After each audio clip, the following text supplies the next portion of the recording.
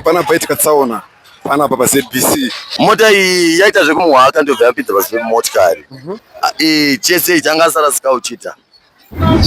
Chese chanja ungana ugotsi. Dumbu ranga radzokera mukati mbavhu dzabuda kunzvisi. Vadhumwa baba vanga vachizama kuti vanzvenga asi vatoona kuti pekunzvenga vachienda hapana.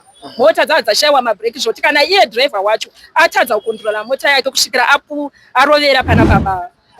Vanhu angari mukombo wako vakuwara vamwakwa zvakanyanya vamwakwa zvipaka nepakatiwo asiwo vabatsirwawo maiswa kuchipatara.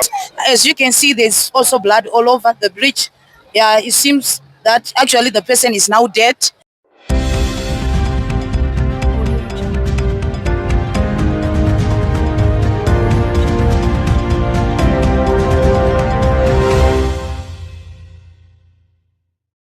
Yes, muri yeZimbabwe tichisangana zvakare paHot Entrance apo patinokupa inyaya dzinenge dzichipisa all around Zimbabwe. Naika kutaura kuno kwandiri kuita ndofunga muri kuona tiri paZBC pana Simon Mazoro the Just Cross neZBC paitika chiitiko chinosuisa nekukatyamadza. Apa murume wechidiki anga achingobva kuperekedza vana vake just across the road. Achingova achicrossa road ndopabva pauya kombi yalooser mabreak ndokumudhumwa akafira passport. Zvinhu zvinorwadza muri yeZimbabwe. Saka ngatizwe ma-eyewitnesses achitaura chiitiko chinosuisa ichi kuti chafamba sei. Ngatiwanzei vachitaura. Zita rangu ndonzi Tafadzwa Mamhisi.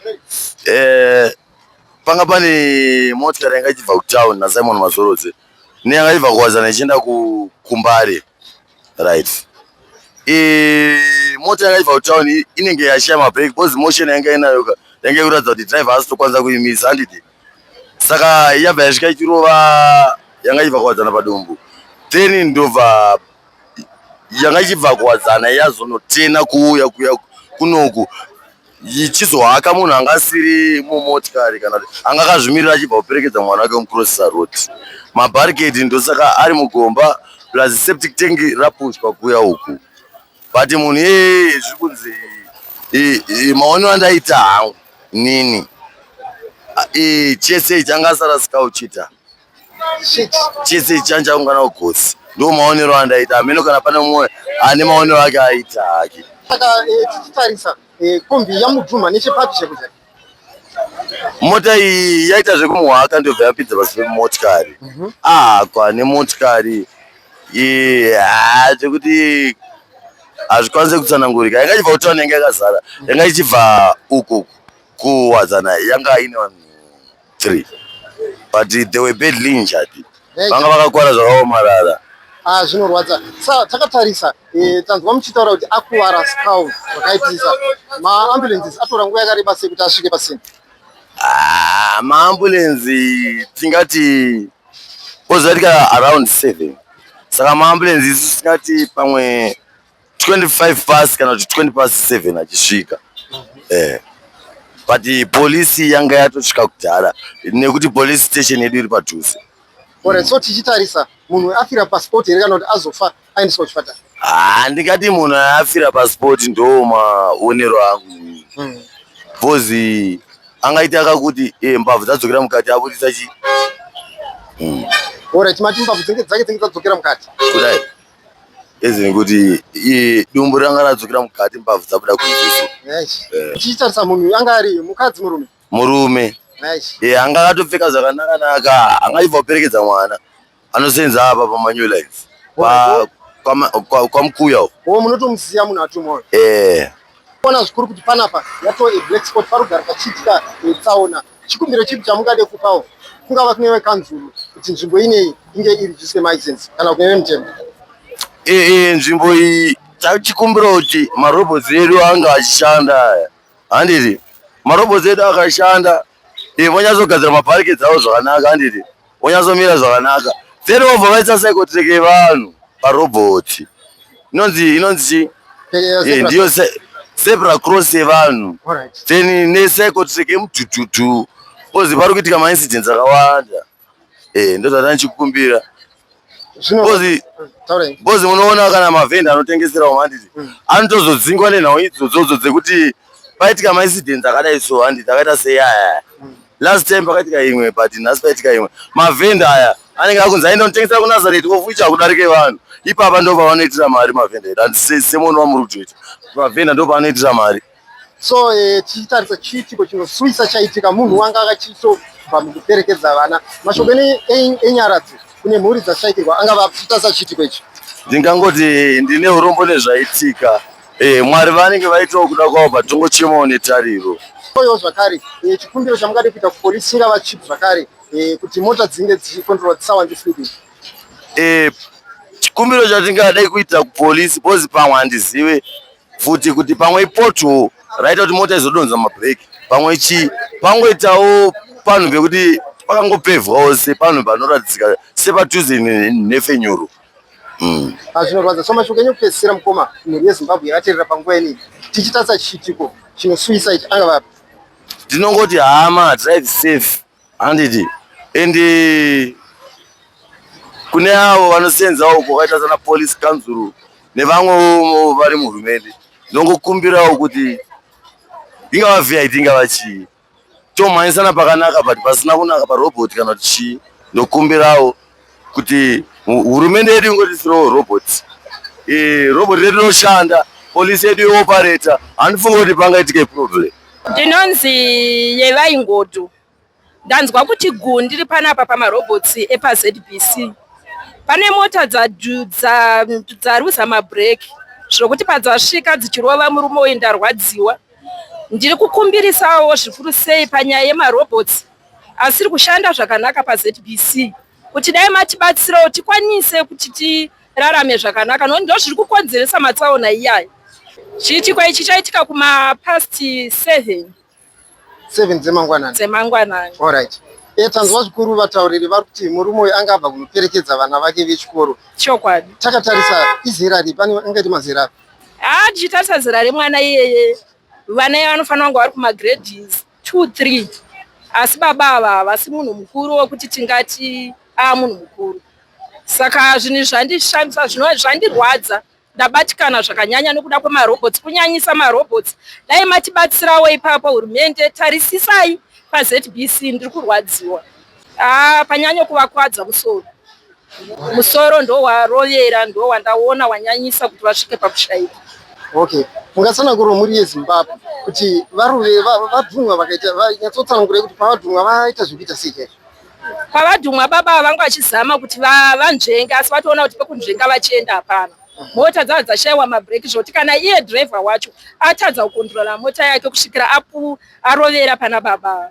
Saka ndingangoti ndizvo zvandaonawo pane zvaitika. Zvinorwadza mama. Tikuona maConcrete ninga ari anovhara road aya akatosuduruka muroad mazvimaningezve nechislab zvakare chinovhara macables etelecom chasuduruka. Mungatsanangura muri yeZimbabwe kuti zvanyatsofamba sei? Mota yapusha zvese izvozvo?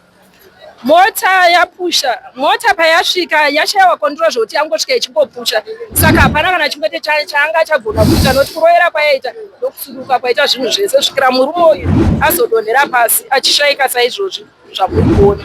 Shandiri kunyanya kukumbirisa ndinoona iri nyaya yemarobots. Nokuti dai marobots anga achishanda zvakanaka hazvaimboitika zvinhu zvakadai. Zvazviitika asi marobots achishanda. Ndochikumbiro chandinacho ndatenda. Ini ndinonzi Joyce Tinei. Ndakamboti nemumwe musi ndakatogarawo zvakada kutomboitiko futi izvo zvitsaona iyoyi. Ndakada kutombotsikwa pano paZBC ndakatongomira yakaluza futi mota seizvo zvipasa marobots. Saka tiri kumbira kuti marobots ngaagadziriswe nokuti hapana kutomira muche zvachose patonenge pakadai pachida kukonzeresa zvakadai. Saka tokumbira kuti hurumende onai kuti paZBC pagadziriswa. Pasi vanhu vaonewo kuti vashandire vana vavo ndo pane vakamirira basa ravo rese vanenge vachiita kuti aone kutakura zvinhu. Ndo panomirira mota dzese, mapurisa akutopinda bhizi rekukondorora nemaoko. Saka tionofanika zvinhu zviri right ipapo. Kukondorora nemaoko vachimisa mota kuti vanhu vapinde. Saka aiwa itai zvakanaka tione kupinda zvakanaka nemarobots. Zvifambe mune zvakanaka. Zvinorwadza mama. Zvinorwadza tarasikirwa nemhuri yechiduku zvisingaiti, murume yatirwadza zvisingaiti zuva ranhasi. Manzwa sei mama muchinzwa kuti pane munhu adhumwa anga abva kunosiya mwana wake just across the road? Aiwa ndabatikana chaizvo, nyangwe driver handibombi mhosva wekombi. Tinopa imimi vehurumende kuti gadzisai pamarobots panake. because hapana kumira muchaizvo mapurisa atori busy maoko ari kutorwadza nekutokondrora kuti mabhazi nemakombi zvifambe saka ationifanike zvinhu zvakanaka saizvozvo marobhoti ngaagadziriswa. Tikunzwa zvikuru kuti pano padhuze nepaZBC pari kugara pachiitika tsaona. Pari kugara pachiitika saizvozvo. Inini chaenda akatombomira musi gonyeti rakabva richibva nekuZBC pane polisi yakazongoti iwe ratoita saizvozvo futi rachaiwa marobhots rauda kutondidhuma saka aiwa onai kuti pagadziriswe. Aiwa ndinoti varasikirwa nemhuri zviri kutirwadza nesiwo tabatikana zvisingaiti ezvekutosvika panzvimbo so hapana kutomira muchekutaura kudai tabatikana zvisingaiti. Tinoti veidiwe pari zvino marobhoti asati agadzirwe kudai ngatibvei pastubhi papapa because dziri kutopato nemupurisa akatomira zvari kutokondrora kutaura kudai tongoti ngatitambirei kurefu nenzvimbo iyoyo nokuti yatodai yatoshata zvinozonaka nonga pagadziriswa hamene tokweso kuva nzvimbo kuti aiwa ngatise zvinhu zviite nani. Hello Zimbabweans, my name is Ratizo by Bit Maduze. I was just passing by, then actually I saw a certain man who was walking by the roadside and he was carrying some bananas and some tomatoes. As you can see, there's also blood all over the bridge. Yeah, it seems that actually the person is now dead. Condolences to our country Zimbabwean, for we have lost a soul. Actually Zimbabweans, as my advice is that all drivers must drive well. Actually we are losing many lives in Zimbabwe due to reckless driving in Zimbabwe. Thank you, ladies and gentlemen. My name is Ratizo by Bit again. Thank you. It's so sad, ma'am. When you heard a man aged around 35 is passed away just after helping his children to cross the road, what did you feel, ma'am? I felt so my heart is so touched because this person shows that he was hustling for his family so that they might survive. If we are having such incidents in Zimbabwe, which means some people, they will be living homeless, and maybe he was the breadwinner. What will happen to the children? So also to all Zimbabweans who has seen this incident, I would like also to help this person so also the family might succeed well in life. This is so sad. I'm so touched. Also, what's your request to the responsible authorities pertaining our roads like potholes? What's your suggestion, your request? Even to police as well. I think the police officers must check well our vehicles as they are passing by. And actually, drivers, they must take caution whenever they are driving along the side for the sake of our other families who are behind that person who is working for them. We have heard this road, Simon Mazoro, is just close to ZBC. It's becoming a hot, sort of a black spot, so to speak. What's your words to the drivers who uses these roads every day? These drivers, actually, they must look carefully whenever they are driving, because we are losing so much in Zimbabwe. It's not easy to lose a soul, because actually the children will be left really homeless. So if the husband is dead, who will look after the children? It's so sad, so very, very sad. Okay, so what are your last words to the whole of Zimbabwe who are listening right now? First of all, I would want to say condolences to the whole country of Zimbabwe, and also condolences to the one who have lost their soul. And actually, as Zimbabweans, we must have a heart towards others. We must not be selfish, but we must look for others' responsibilities. And actually, we have lost a soul. So actually, drivers, you must take caution. You must drive safely. Even on roadsides, do not drink and drive. Pana paitika tsaona, pana papa ZBC, tsaona yaitika munhu akadhumwa. Ne urombo nemunhu atisiya. Ende panzvimbo ine paruramba pachingoitika tsaona. Tikusiona matsaona akasiyana siyana. Vanhu vachirohwa nemotikari, vamwe vachidhumwa, vamwe pakumhanyiswa kwavanoitwa makombi vanenge vachiita masuicide vanenge vachiita. Saka zvinhu zvinorwadza chaizvo zvekuti tinge tichiramba tichirasikirwa nevanhu neupenyu tinge tichirasikirwa nawo. Saka vatotibatsirane kuti tingaita sei kuti tichengetedze upenyu hwevanhu vazhinji vari kupararira panzvimbo iyoyi yeZBC. Saka toda kuti tiwane rubatsiro achatibatsirawo, unoona nezvetransport achange achitibatsira.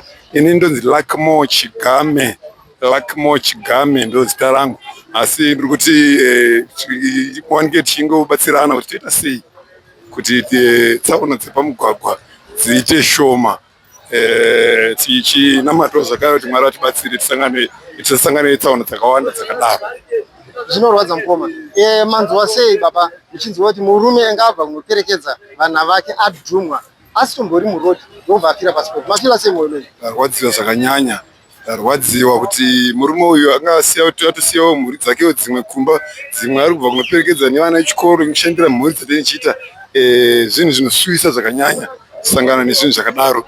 Saka tongoti murume uyu shuro yangu kuti mhuri yake yasara, Mwari vapindire, nesuwo vanhu tichinge tichibatsirawo kuti mhuri iyoyo iwanikwe kuenda mberi nekurarama neupenyu. Isusu vachikairi tofanira kunge tichionawo nekuconcentratawo neparoad, tisadhiraivhe takadhakwa, tibatsirane tichitauriranawo futi isusu vachikairi kuti tibatsirike kuti tsaona dzinge dzichiite shoma, tisashandise madrugs pakudhakwa, tiende tidrive with caution. Pano paitika chiito chinosuwisa chemakombi maviri abonderana, zvinova zvakuwadzisawo vabereki vanga achibva kunohodhawo nevanga achibva kumabasa ari mangwanani. Vanhu angari mukombi vakuwarawo vamwakwa zvakanyanya, vamwakwa zvepaka nepakatiwo, asiwo vabatsirwawo maiswa kuzvipatarawo. Right, tokumbira kuti vachairi taikumbira kuti pese pane marobots either kuti makusena high-speak hour, kumberi kwaro kuenda hakuna mota, make sure ngatiite macautions emurodi, kana tiita marobots ngatike tomira totarisa masaidhi ese tokonda nechinetu, ngatiite maslow down tichika pamarobots, kwete ngoti ndiri right ndokuti hakuna mota, ndo zvinova zvimwe zvakonzeresa izvozvo izvi. Nevanofambawo nesu vanenge fambawo, ngatisati no ini ndiri paright, rege tinongofamba kwakutova kutongo exercise big caution iya kuti vakomana nemachairi makombi ava vanongokoshesa iwo first, havachakoshesa vanofambawo, vanenge vachingoti isusu first. Ndo zvava zvimwe zvikunyanya kukontribhita matsaona izvozvo. Chito chinosvisa zvarwadza munhu wese angaripo pakuti vakomana apa unenge watoonekana nevana kuti vana chipinda mugedhe vechikoro bhabhai vana uzonzwa kuti baba azosangana neaccident payangokusei paipai, zvinorwadza zveshuwa. Kana iwo madzimai anga ari kumba, zvinorwadza zveshuwa, anga munhu wese anobatikana nechitiko chakadaro. Right, tikumbira kune vemutemo ava kuti makombi kunyanya makombi mapublic transport atakura vanhu aya anofanirwa kuva achinyanya kutarisiswa kuti ane zvakakwana here, mabreak akakwana here, imwe mudhiraivha wacho nezvemapepa akakwana here, nokuti ndo vanhu vapedza vanhu nemakombi achingoti inda kubasa. Plus ivo varidze makombi ava ngavasangobudisa mota dzavo magaraji vachiziva kuti mota ina zvakakwana iyi. Makanika anofanirwa kuona kuti mota iyi haingaiti basa nekuti haina zvakakwana zvakadai, so kana zvazodai so manje ndo panotanga kupepuka kuti shuwa kana pamudhiraivha makatotaura zvishuwa kuti motikari inoda service. Saka haiwa motokari service wedzi dzisaenda parodi. Kasi wove mutemo ngatibatsiranewo ipapo vachiona kuti motawo dzinokodzera parodhiwo nemekondishani dzedzirewo here. Tanzwa zvakare vamwe vatauri vataura nyaya yemapotholes murodhi. Chikumbiro chipi chamungade kuita kumunicipality yeHarare? Right, tinotokumbirawo kukanzuru kuti nzvimbo idzodzi dzine mapotholes vangewo vachingoita zvavari kuita. Vanoita basa rakanaka vanhu ivavo, asi kune dzimwe nzvimbo dzasarasvikawo zveshuwa, vasvikewo vachikonda nzvimbo dzavo panenge pachida kunanzurudzwawo, nokuti zvakafanira kuti mvura ikange yanaya ichierera pane poto, ndokuti kuona kuti pane poto unopindawo uchiti pane pakanaka iwo pane mapoto. Saka tichikumbira kuti vapona vachivharavharawo zvichinaka zvichiita zvakadaro. Tinotenda baba, mune mamwe mashoko amunawo here amuda kuwedzerwa zvakare pakunharurirano yataita yezembe yechitiko chinorwadza ichi? Ndaida kungoti chitiko chaaccident ichi chinorwadza, chinosuwisa. Chikumbiro changu chikuru chachiri chekuti kune varidzi vemuchovha inotakura vanhu ava, mota dzisangopinda magarages. Mota idzi ngative tine chokwadi kuti dzive zvakakwana, zvisingazongoitikawo hazvo, asi tichiziva kuti zvinhu zvakakwana. Toenda kune vemutemo, taikumbirawo kuti tibatsirane tiite ukama muri gwekombi nesu vemutemo vaite chinhu 1 vabatsirirane. Ndoona kuti vanhu ivava tu vakafambidzana manjodzi dzinoita tichidzikira mumugwagwa medu. Yes, muri yeZimbabwe. Ndofunga manzwa muri kuona mabarricades ari kuseri kwangu. This barricade renge riri kuroad kunoko, and this top yamuri kuona lead rinovhara zvematelecoms renge riri right on the top. Saka kupusha kwaitwa kuuya kwaita mota inge isina mabreak ichipusha ichiuya kunoko yapusha zvinhu zvese. Munhu anga akamira kunze kunoko ndokubva adhumwa zvokuti makatarisa panapa pane ropa rakazara riri kuyerera richipinda nemukati. Tinozokurudzirwa zvakare vatyairi vedzimota ngatigarei tichisevhisa mota dzedu, izvezvi upenyu hwatarasikirwa navo. Ende zvakare tanzwa malocal residents nevamwe vemunharaunda vari kutaura kuti nzvimbo ino yato black spot, panogara pachiitika tsaona nguva nenguva. Please, uya mucomment section mupo pfungwa dzenyu kuti todii nenzvimbo ino iri just close to ZBC. Musangakano zvakare kulaika, moshewa nekusubscribe to paZBC so that whenever we post latest news, automatically you'll be updated. We love you so much. See you next time.